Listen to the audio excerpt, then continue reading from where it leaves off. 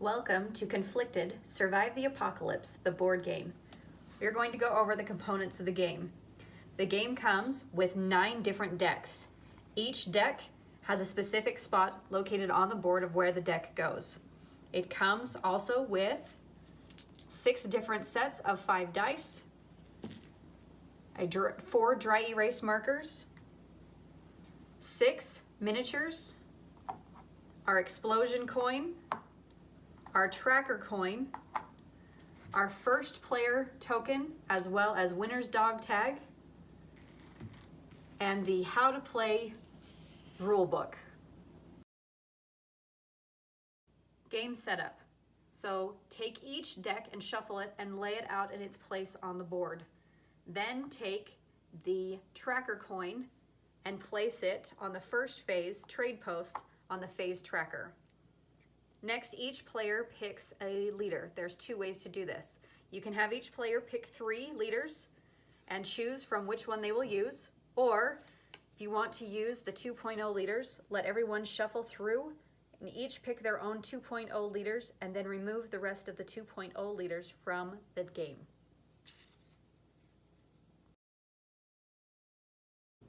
Next, you will prepare the center camps by placing 1 leader, 2 equipment, 3 survivors, 1 asset, 1 attacker, and 1 government in each of the 10 designated slots around both sides of the board. Next, you populate the trade post by taking 4 assets and placing them face up, 4 survivors face up,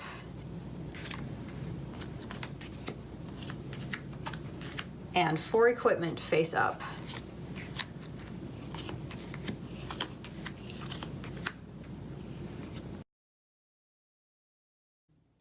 Remember that any time the text on the cards breaks or bends a rule, the text on the cards takes precedence. For example, Conflicted Prepper can trade 2 times during the trade post phase. Gameplay. Now each player will take a D10 dice and roll it to pick their center camp. The 0 represents 10, the 3 is the 3. So each player will take the center camp that will belong to them, and then they will repopulate that center camp with the 1 leader, 2 equipment, 3 survivors, 1 asset, 1 attacker, and 1 government. The player that rolled the highest number will be then given the first person token so that we can keep track of which way the rounds will go. After you have picked your center camp and repopulated it, you come to your leader. You take the cards in your hand and place face down. Do not look at the government and attacker cards. Then you pick your asset card from your hand and place it face up to your current leader. This camp size is 2. Every camp must have 1 leader and can have no more than 1 leader.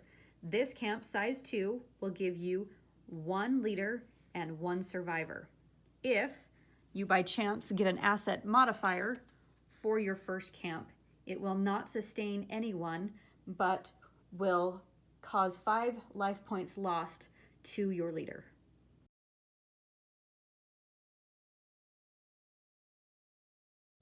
Phase 1 trade post. Now take a look at the cards in your hand. You want to keep your leaders. So because I do not have another asset, I cannot yet put Heather into play. So for now, I will stick her off to the side. Now take a look at my survivors and my equipment. Do I want to trade 1 equipment for 1 equipment in the trade post, like Conflicted Prepper's bike? Do I want to trade the lieutenant's daughter for Grandpa George? Or do I take my survivor and my equipment and trade 2 of them to get an asset so that I can put Heather into play? Once you have made that decision, you take the 1 or 2 cards you are going to trade, you place them face up right next to their piles on the board as the discard piles.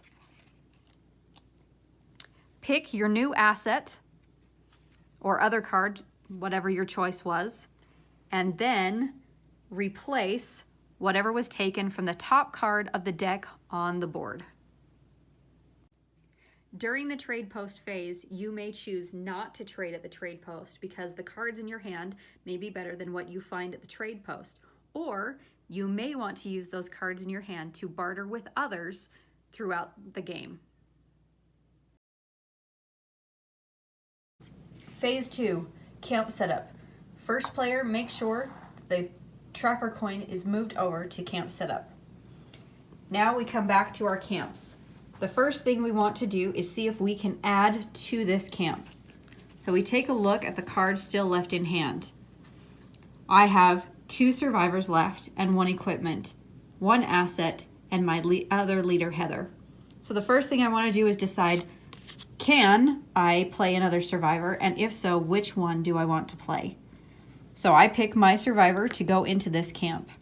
Then I play any other assets or leaders to make another camp. So Heather is placed into play, and her camp can sustain 3 people. So it can sustain Heather and 2 other survivors. Then I take a look at what cards are left in hand. I can choose to equip my leader or survivor based on their EQL level and the EQL level of the equipment. So this double barrel sawed-off shotgun is an EQL of 5. It can be played on both my survivor and on my leader. Or it can be played on this leader. But if I put this survivor into play, his EQL is 3, and therefore he cannot use this equipment. Then again, make sure that you read their special abilities, because sometimes it will bend the rules. So now that I have 1 card left, I can choose to keep it in hand to barter and trade, to make sure I have something if death or disaster strikes my camp, or I can say I will put it into play to strengthen my camps. It's always smarter to equip your leaders first, but sometimes it may be better to hold back because you may be able to find your leader's equipment in the trade post. Moving camps. So let's say that I started actually with an asset modifier, or that I didn't love this asset. If I had another asset in hand or had traded for another asset, then I could move camps. Moving camps allows you to switch, but destroys this asset, and it's discarded back to the pile. Then your leader, because they moved and exerted all their energy, loses 5 life points. So they're now down to 25 life points as you move for the round. Sometimes it will help if you can get an asset that is for that specific leader, but sometimes it's easier to just build a bigger camp. Phase 3, chance. First player, please remember to move the tracker coin to the chance phase. In turn order, each player will pick 2 chance cards. Some of these chance cards will be negative and must be played immediately in turn order. Others will be positive and can be held in your hand to play at any time during the game or used to trade at the trade post. Note, leaders that are destroyed by chance cards are discarded back to their piles and do not count as one of your destroyed leaders to win. Meaning, this doomsday device can destroy all cards in or on any camp. So you play, if someone were to play this card on my camp, all the cards in this camp, including the attacker and government, would be discarded back to their correct pile. The player who gave me this chance card to play on my camp would not get to keep my leader. That leader was destroyed by chance and not by combat. Phase 4, roll scavenge. Before the first player rolls a green D10 dice, players have the option to use the movement of their vehicles. So, you need to decide if you'd like to use the forward or backwards on some card motion, Or if in the defend and attack phases, you want to be able to use their special abilities and attack power. For this purpose, we're going to use our vehicle during this phase and exhaust it. So now, when my turn comes to roll around the board, I roll my D10 dice, move my player 7, 1, 2, 3, 4, 5, 6, 7, and pick up an asset card. But because I have the option to move forward 2 or 4, I can take that option. If I were to move forward 2, I would get a survivor card, and if I were to move forward 4, I would get a death card. Since death only affects my camp, that's not something I would want to do. So I would choose to take the survivor card. Now, I can take a look at these 2 cards, and if I have the ability to play them, I can put another camp into play if I have a leader, or if my camp can sustain more people, I can add this survivor immediately to that camp. When rolling around the board, you may land on death, and you would pick a death card and play immediately. Death cards only affect your camp. So this one would be that you tripped and fell on your chainsaw and your leader loses 15 life points. So that damage would be taken and marked on your leader's card. If it destroys them, then they are discarded. A disaster card can affect everyone on the board. Chemical warfare. Toxic poison is airborne. All leaders lose 5 life points and each camp must destroy 2 survivors. Here's the exception. Conflicted prepper, jade, or an equipment with a gas mask will not be affected by this disaster. So if you have the leader conflicted prepper or jade, or any of your equipment in your camp has a gas mask, this will not affect that camp. Split tiles allow you to pick 2 cards, one of each of the split tile on the board. So this split tile is an asset and an equipment. This split tile is an asset and an attacker.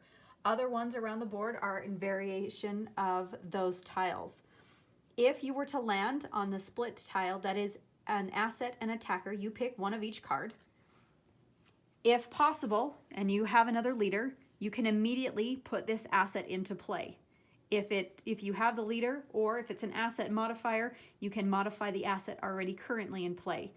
If you receive another attacker, you take that attacker and do not look at it and place it face down on one of your camps. If you only have one camp, that is the camp it will go to, but if you have multiple camps, you may choose. The same goes with your government cards. If you were to land on a government tile, you would pick your government card, not look at it, and place it face down into your camp to be defended against in the defend phase. Player combat. Let's say 2 players roll the exact same number on their D10 green dices. They then, after picking and resolving the card that they have, will combat each other. So each leader will look at what cards they have in their camp and decide if they want to use their equipment, other survivors, but they must use their leader. So then combat ensues by each leader rolling their dice that they choose to use.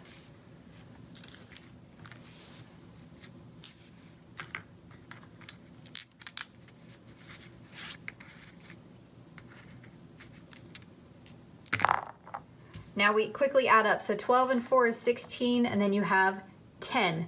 So was good 2.0 rolled a 10, and conflicted prepper rolled a 16. So the difference is 6. So that means 6 damage will be done to was good, and that ends player combat.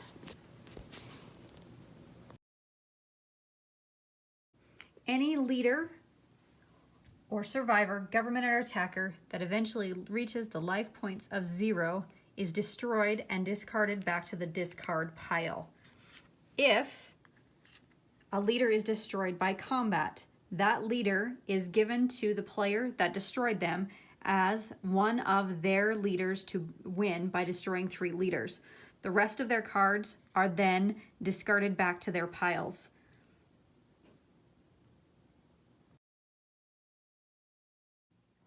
Phase 5, defend. In turn order, each player will take their government and attacker cards and turn them face up. Some of the cards will just do damage and then leave. Others will do some damage, but also have to be defended by. So this one, the werewolf bites your leader. That leader loses 5 life points, and all the survivors lose 1 life point due to PTSD. So I would take my leader and knock him down 5 life points, and then my survivor would lose 1 life point. That card is then discarded back to its discard pile. Then, taking a look at the government, make sure you read your special abilities, because before combat, deal 10 damage, but only government can take it.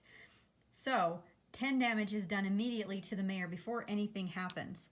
So, but the mayor comes in and relocates 2 of my survivors to the center camps. So I would then, because I only have 1 survivor, would relocate that survivor to a center camp. Then combat would ensue between my leader and that government card. If I had an equipment to use, I could choose to use that equipment and exhaust it. If I had any survivors left, I could use that to exhaust. So the player to my left would roll for the government, and I would roll for myself. I roll first and get a 5.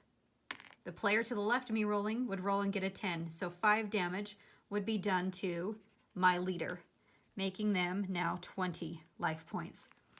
This card would stay here until the next defend phase or until this camp is destroyed.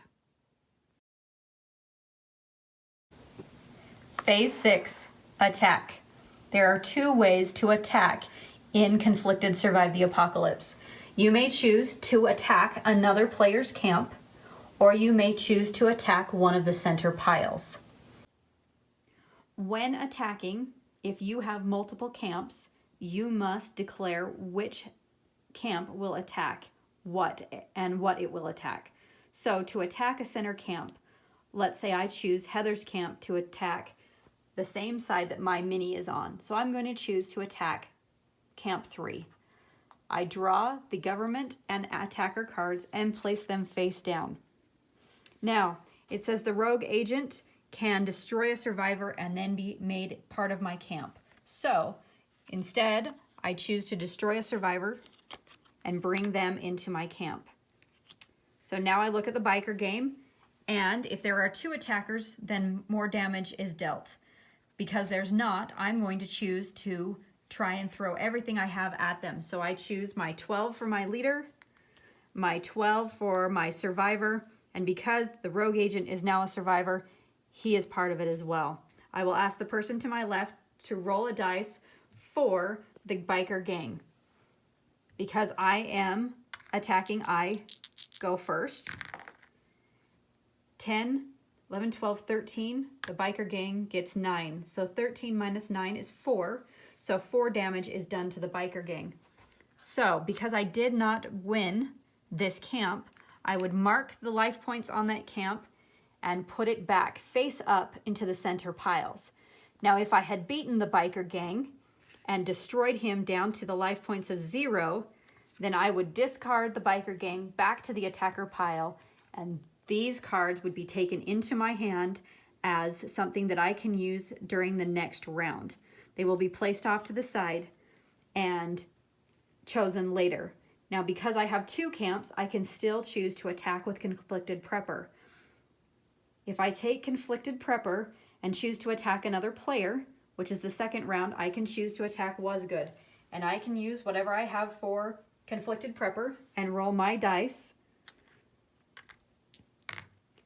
which would be 13. And then the player playing Was Good would roll their dice, and they get 12. So 13 minus 12 is 1. So 1 damage would be done to Was Good. So that may not have helped me right then, but as other people come along, they can do more damage to other people that they attack. And sometimes it's smarter to attack if people have 4 camps, because if they get through the next phase, they win the game. So be aware of how many camps people have and what they are doing, along with the special abilities of their leaders. Phase 7, rebuild. The first thing we do in the rebuild phase is come to our camps and look at any cards that have been exhausted. Because we are starting into a new round, they will be unexhausted, so they are flipped back over. The next thing you need to do is take a look at the cards you have in hand. You may have 3 chance cards in your hand at the end of the rebuild phase. Leaders are allowed to be kept in your hand. But for your resource cards, which are assets, survivors, and equipment, you may only have 10 in your hand at the end of the rebuild phase.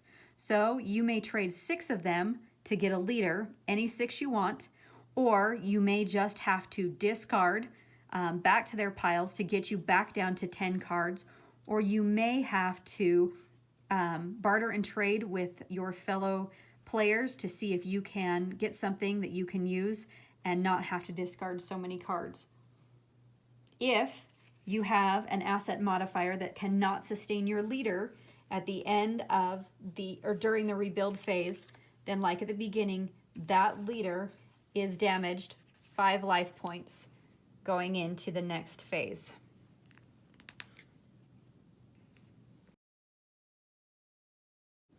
End of the round. So when everyone has completed the rebuild phase, the first player token is taken and given to the next player so that they can be the starting player for the next round.